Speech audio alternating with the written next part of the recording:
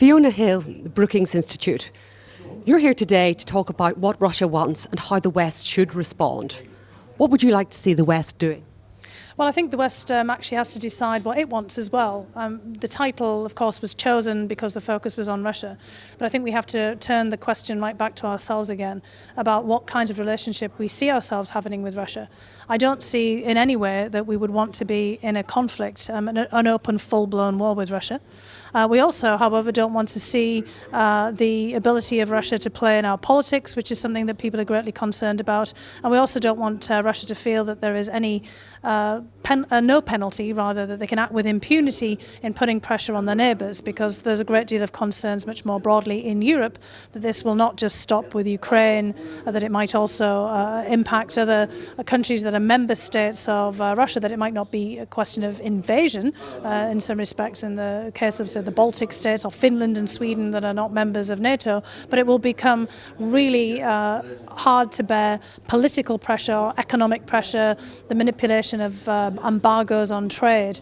So we have to find ways of curbing that kind of political leverage or that kind of activity as well. So it's a complicated set of issues, but I think it really comes down to ourselves about thinking about what kind of positive, not just negative relationship that we can have with Russia, and what we think we stand for as a West or as a European Union or as a transatlantic alliance.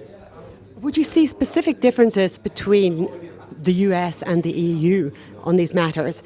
We've grouped them together as the West. Do you expect different responses from these different continents? Well, that's the rub. The West as a construct it's a construct.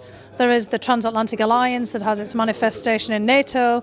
There's also bilateral relationships between the EU and the United States. But the United States itself has a diversity of opinion within it about how to deal with Russia. The current administration of President Barack Obama has a very specific policy of sets of policies towards Russia to try to improve the relationship through the so-called reset, and is now, basically taking a rather forceful stance against what Russia is doing in Ukraine, and also a great concern about Syria. But then when you look on the side of the EU, there's an EU set of policies and relationships at the top of the supranational EU, but there's also a very diverse set of relationships on a national level in the 28 member states, and then those states that are not part of the EU, Norway and others who have sets of relationship with Russia. So the point is that the West is very amorphous, and there is a great deal of diversity of opinion, not just differences of opinion, but diversity, different nuances, and so crafting a unified policy, which is really important, is very difficult. You've written a book called Operative in the Kremlin. Why such a strong focus on Putin? Because Putin has made himself the strong focus of Russian politics. He did this himself. There was a great deal more pluralism in the Russian system up until 2011-2012, when Putin was in a tandem arrangement with Dmitry Medvedev, who most people seem to have forgotten actually still exists on the Russian political scene. He's gone from being the president to the prime minister, switching the roles that he and Putin had previously. But Putin made it very clear that he was the one in charge, he was the one with all the power, when he decided to dissolve that arrangement and to come back into the presidency.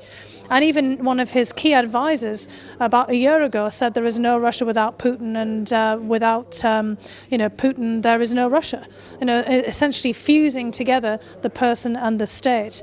And like anyone who's been in power for a long time, and Vladimir Putin has been in power in different guises, but pretty much in the same centre of power since 2000, anyone who's been in power for that length of time tends to see themselves as indispensable to the future of the state. And I think that's what we have with Vladimir Putin. So that's what makes it so important to focus on him and his personality. And he also has a very specific personality.